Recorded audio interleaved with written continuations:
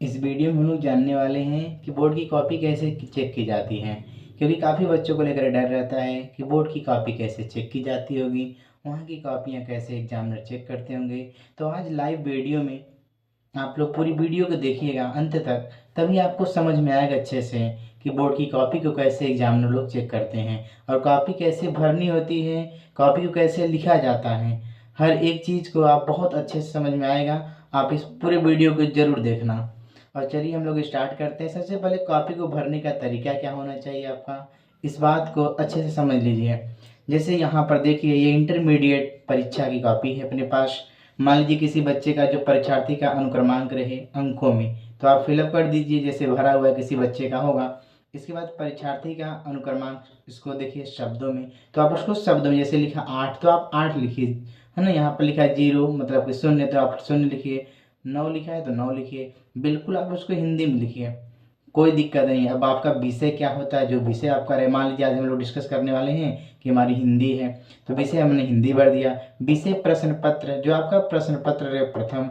अब यहाँ पर पेपर का संकेतांक, हम लोग जो भी पेपर का आपका संकेतांक होगा हम लोग भर देंगे। जैसे मान लीजिए अपने पास जो पेपर का संकेतांक है क्या है, अपने पास बीपी है, तो हमने यहाँ पर क्या भर दिया, बीपी भर दिया। परीक्षा का दिन क्या भरा गया, सोमवार। परीक्षा की तिथि और पाली, अपनी परीक्षा की तिथि आप भर दीजिए। और आपका जो पाली और सुबह में है तो प्रथम, दोपहर में तो आपका द्वितीय पाली हो जाए, दूसरी लिख दीजिए। अब केंद्र का नाम, जैसे मान लीजिए हम लोग यहाँ डिस्कस कर रहे हैं, कोचिंग है टैलेंट कोचिंग सूर्यामा। अब हम लोग जानेंगे कि कॉपी को कैसे चेक किया जाता है। आइए हम लोग बारीकी से चलिए समझते हैं। अब कॉपी को हम लोग चेक कर रहे हैं लाइव, साथ आप लोग देखिए कि कॉपी को कैसे चेक किया जाता है। आज आपके दिमाग से पूरा डर निकल जाएगा। बिल्कुल आप लोग मत घबराइए, क्वेश्चन पेपर साथ में रहेगा। ये प्री बोर्ड का पेपर है। चलिए देखते हैं। यहाँ पर अपने पास क्वेश्चन आ गया है। चलिए अब यहाँ पर देखिए बच्चा कैसे हेडिंग लिखा हुआ है, खंड का।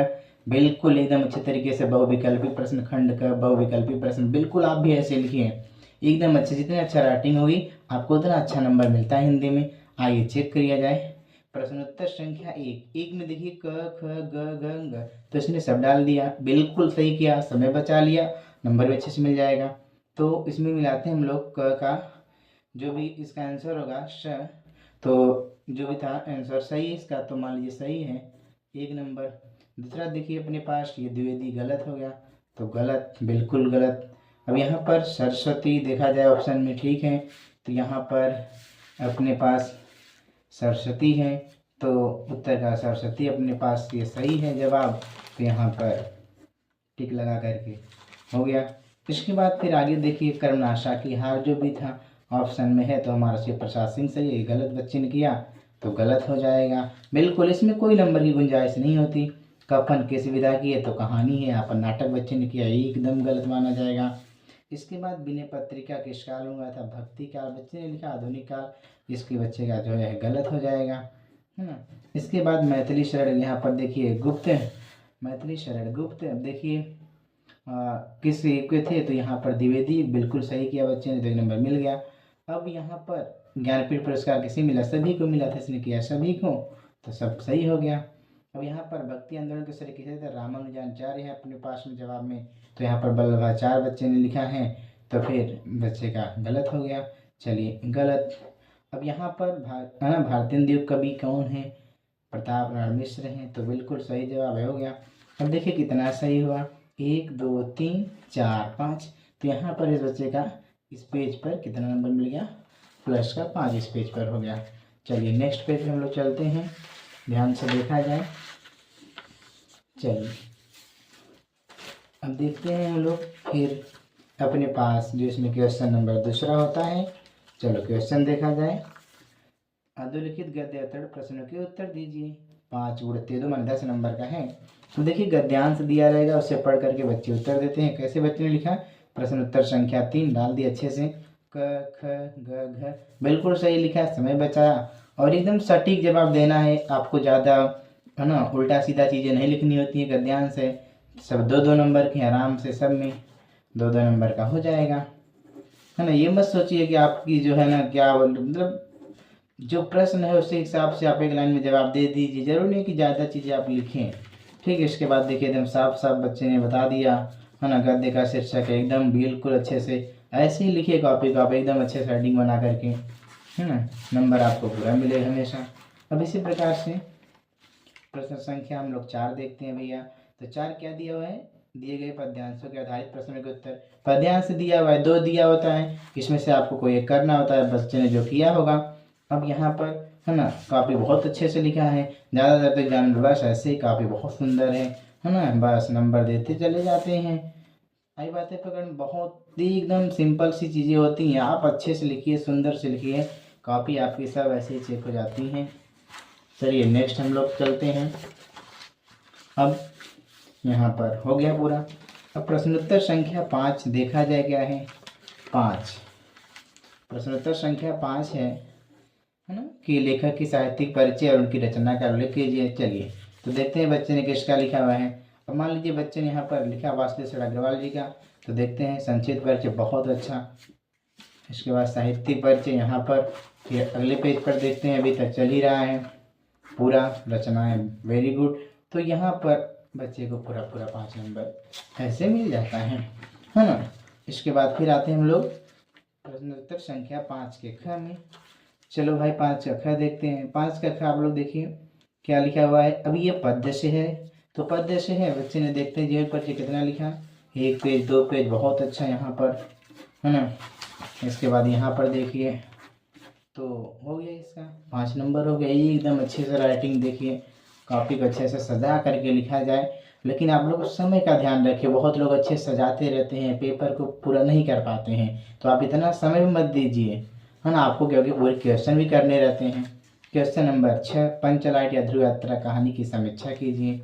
तो देखिए इसमें हम लोग कर रहे हैं, तो यहाँ पर बहुत सिंपल, बहुत अच्छे से लिखा बच्चे ने, देख लीजिए ध्यान से कैसे लिखा है। नंबर आप एकदम आराम से लिखने की अगर कोशिश करेंगे तो हो सकता है पूरे क्वेश्चन अटेम्प्ट नहीं कर पाएंगे।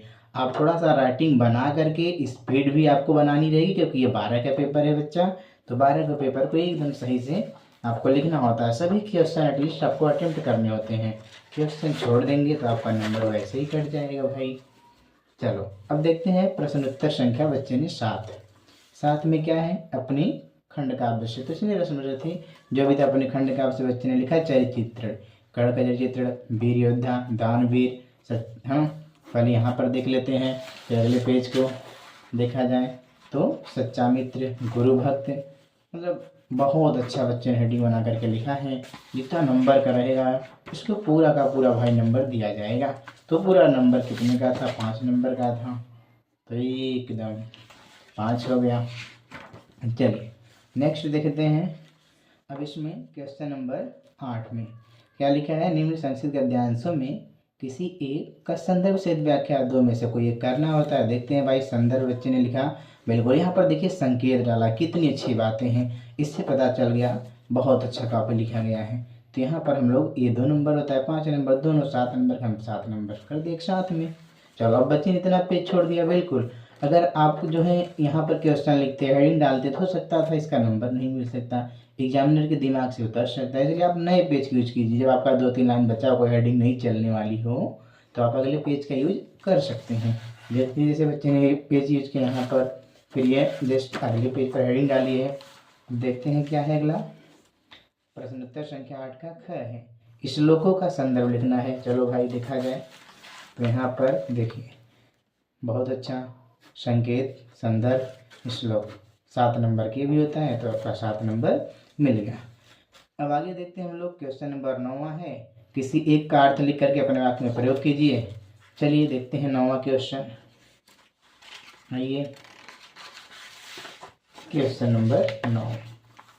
अब यहाँ पर बच्चे ने लिखा मुहावरा, क्या बात है, अर्थ वाक्य प्रयोग, वेरी गुड। कितने नंबर क्वेश्चन है, चलो देखा जाए भाई 2 नंबर, तो बच्चे को पूरा 2 नंबर मिल जाएगा।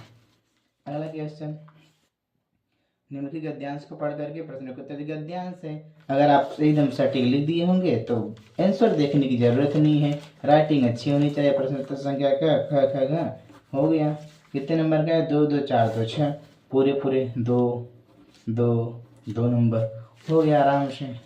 चलिए अगला क्वेश्चन 11, निम्न शब्दों युग्म को चुन करके लिखिए, भवन, भुवन, धराधर, धारा।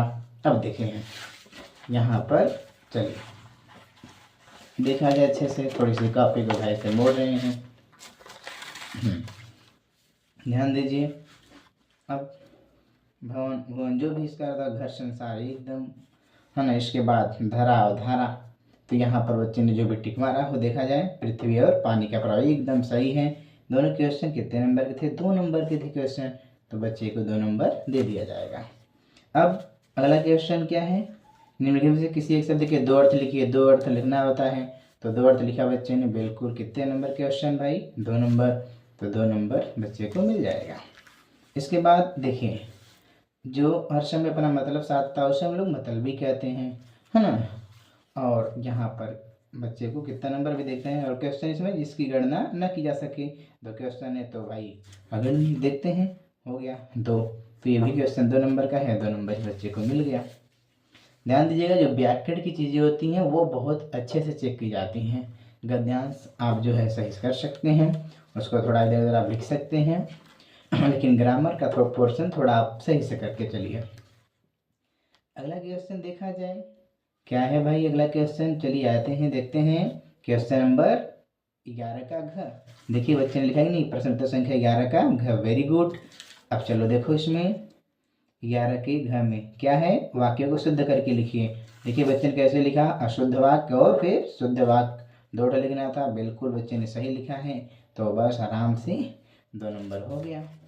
2 नंबर है तो 2 नंबर मिल गया। अगला क्वेश्चन नंबर 12 है, करुण वीर रस की परिभाषा उदाहरण सहित लिखिए। किसी एक को लिखना होता है, चलिए देखते हैं। आइए, बच्चे ने लिखा करुण रस उदाहरण है, एकदम अच्छे से लिखा।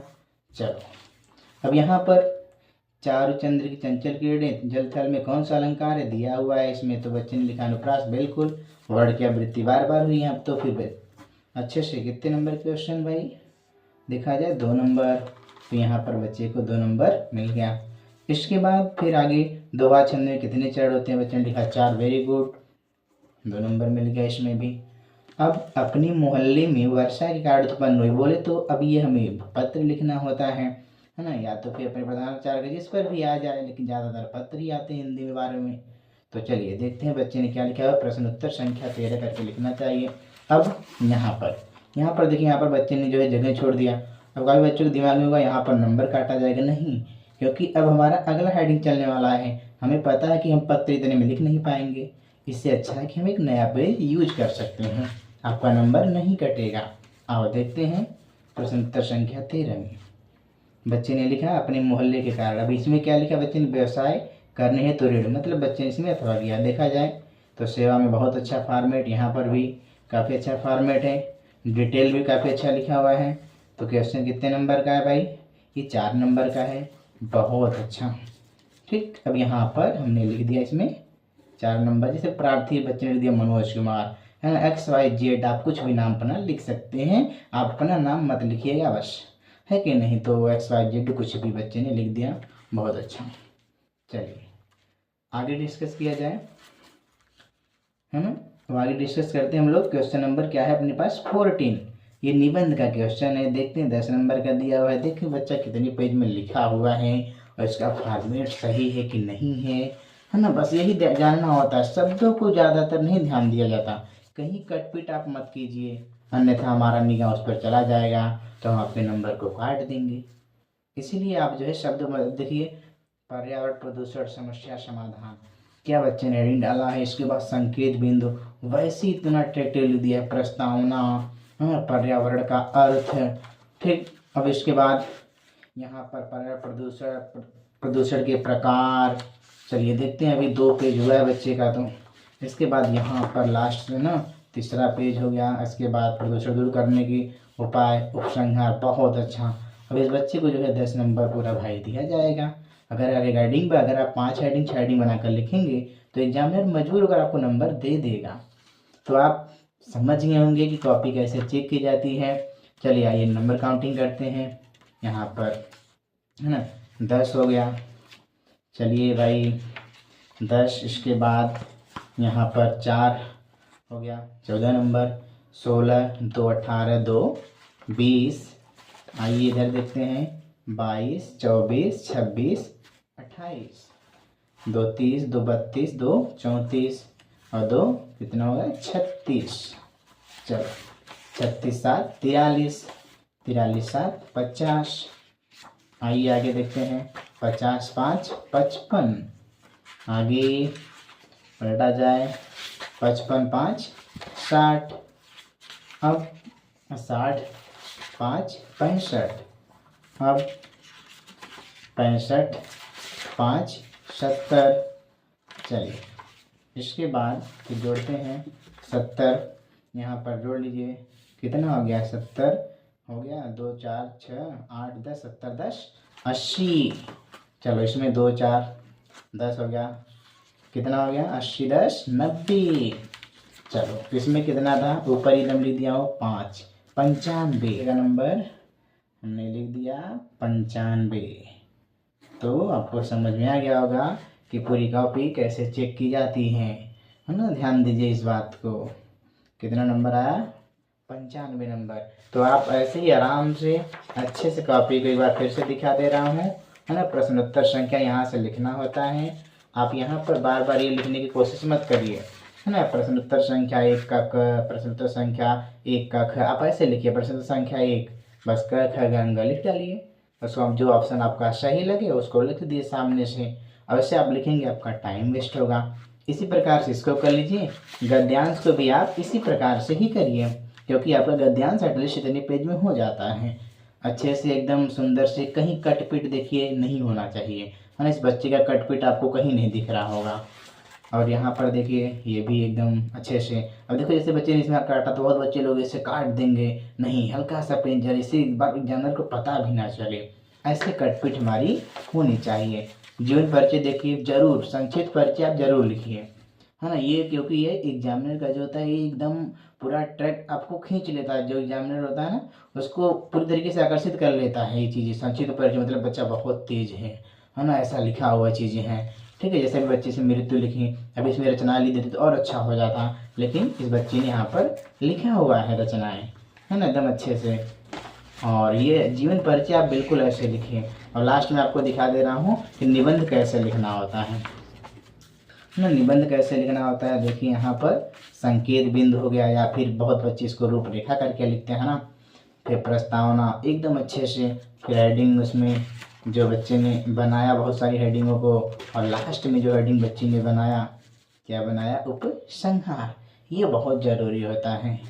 तो आई होप उम्मीद होगा कि सभी लोगों को समझ में आ रहा होगा कि कॉपी को कैसे लिखा जाता है, बोर्ड कॉपी कैसे चेक होती है। तो आप लोग अगली वीडियो में